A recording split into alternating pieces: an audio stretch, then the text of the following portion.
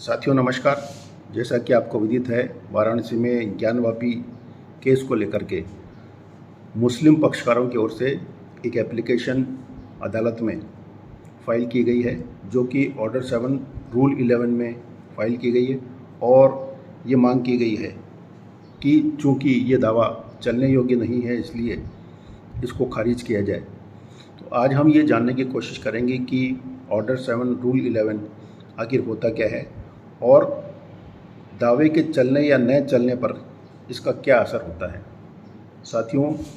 कोई भी मुकदमा, कोई भी दावा जब किसी भी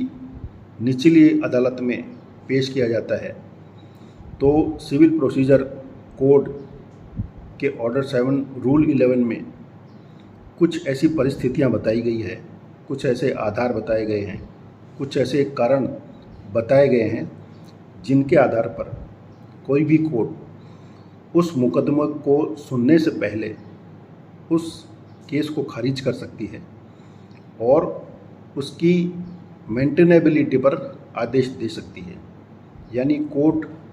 सुनवाई करने से पहले अगर ये सारे कारण या इनमें से कोई कारण है,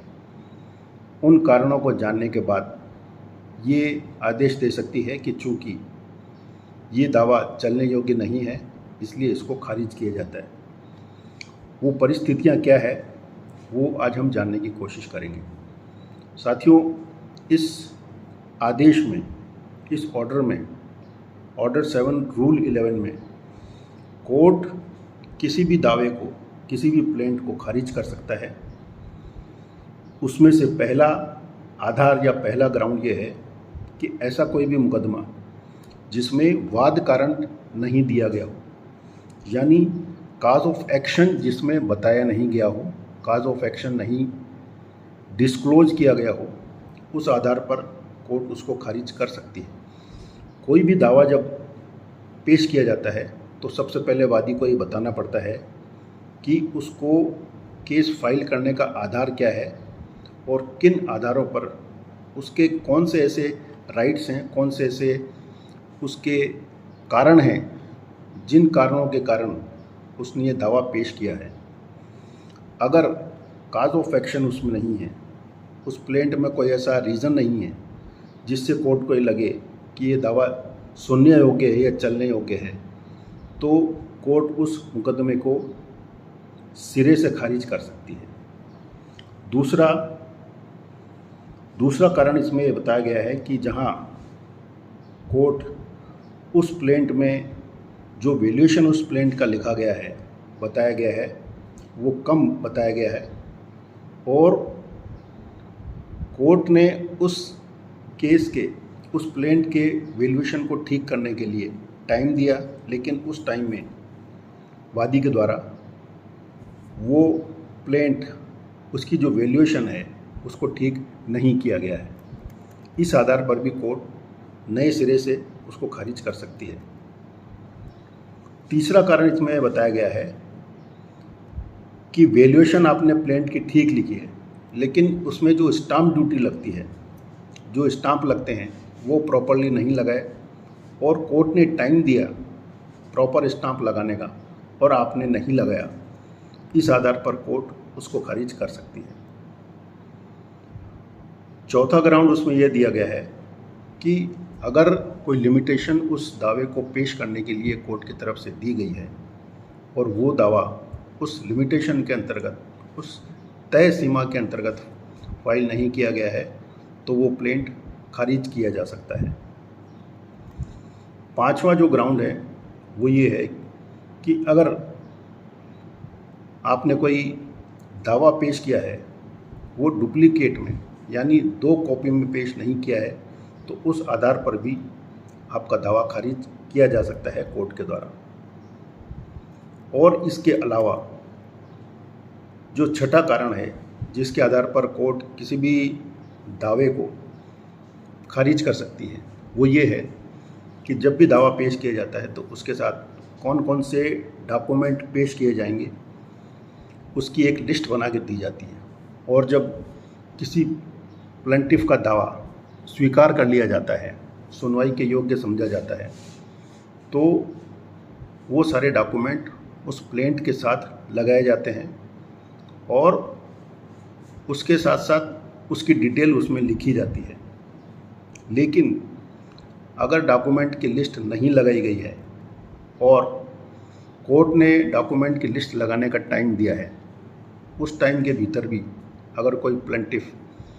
डॉक्यूमेंट नहीं लगाता है, उनकी लिस्ट नहीं लगाता है, तो कोर्ट अगर चाहे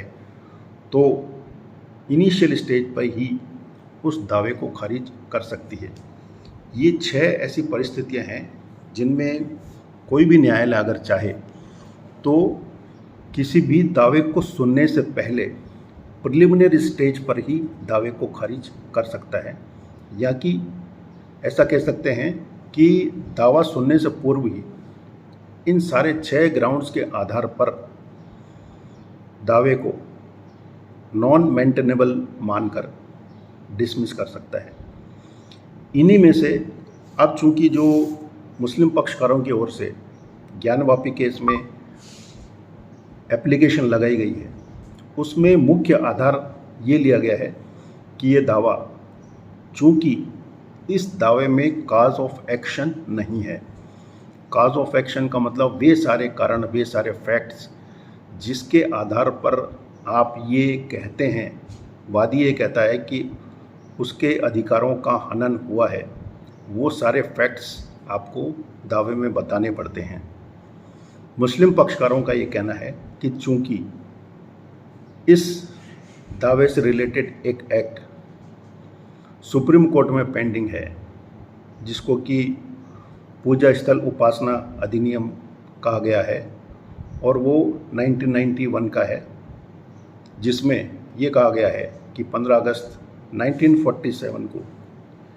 धार्मिक स्थलों का जो भी स्वरूप था उसके साथ